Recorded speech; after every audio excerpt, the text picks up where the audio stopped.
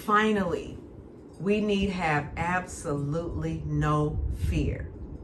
This is the one most people constantly, when I say, well, which one of these resonate with you? It's the vast majority of the time that people want to say we need have no fear. And I'm like, wow, people walking around, that's scary. Why? Why? Why are we walking around so afraid? I get it. I do. But for you spiritualists, for you Isheshe practitioners, you understand we have a very special gift that Olodumare has bestowed upon us. And that is the gift of divination. That is the gift of Eba. That is the gift of Akoshe. That is the gift of Bibai, Etutu. That is the gift of Ibari. The gift of Iwure. The gift of Adura.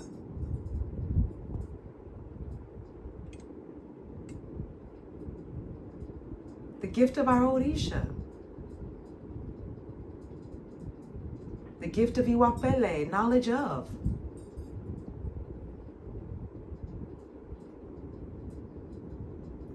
Understanding that we have a unique destiny path, understanding that it comes along, you all, with a set of responsibilities. It comes along, you all, with a set of, principles that must be learned, embraced, and integrated. And one is we cannot know all of our tomorrows. But if we have made a decision and we have been actively living our lives in divine alignment, then we must also know and trust that anything that transpires in our life is a part of our destiny. Is a part of our destiny. Elaburu, elaboye, elaboshishe. Fear in a multitude of forms. You all write these down every time I share them with us. Fear manifests as self-blame, other blame. Fear manifests as procrastination. Fear manifests as avoidance. Fear manifests as allowing ourselves to be distracted with other things that have absolutely nothing to do with the mission at hand. Fear manifests as projection. Fear manifests as scapegoating and crutching. Crutching, leaning on a reason, usually from the past, as to why we haven't gotten something done today. So-and-so beat me. So-and-so molested me. So-and-so verbally taunted me. And ever since then, I've been like this. You sound like a bunch of crap to me. It's full of crap. Because if you have awareness that ever since those things happened, something changed within you, that means you have awareness that something in you currently still needs to be changed. If you have awareness that something inside of you currently needs to be changed for the better, then you have the choice. You have the wherewithal. You have the mental awareness that you need to do something about it.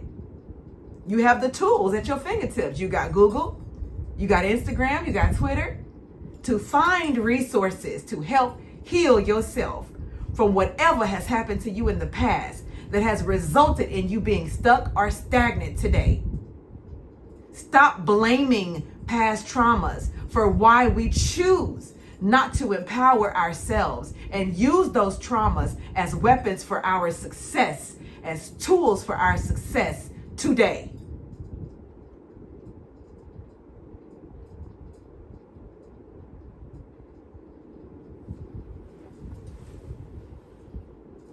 Some smart aleck might say, well, she must not never had no trauma. Wouldn't you like to know? You have no idea. You have no idea what I am the product of. You have no idea. You have no idea.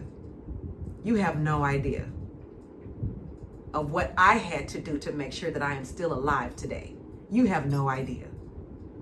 Never ever judge a book by what you perceive to be its cover. The woman you see in front of you today is totally unrecognizable from the woman I was many years ago, all the way back to girlhood. And it doesn't matter whether I have experienced traumas or not. What I am saying to you is absolutely true. A lot of people use past traumas as excuses, as an excuse for why they are not holding themselves accountable to posture and position themselves for success. And I'm not just talking about material achievement. I'm talking about success of character within first. Success of the accomplishment of cleansing out and restoring with inner beauty, radiance, and light.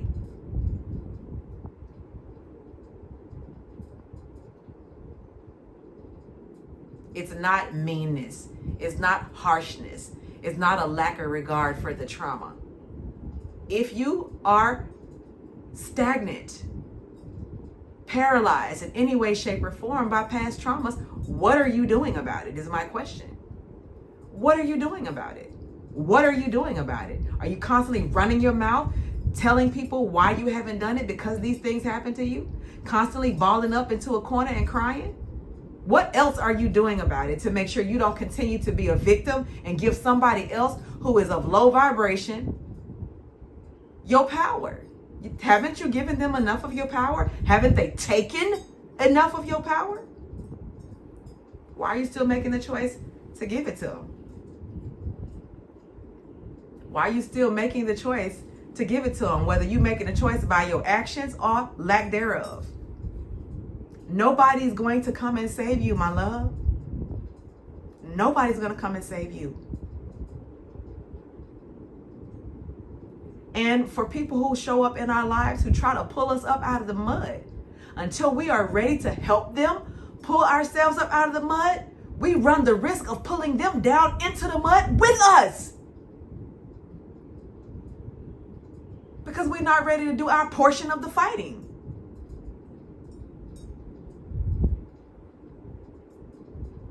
Enough of blaming other people. Enough.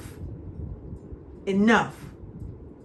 Take your destiny into your own hands. Let Ifa be your guide if you are an Isheshe person. Let Ifa be your guide. Let Ifa be your guide. Let your good character be your guide. Your pursuit of Iwapele be your guide.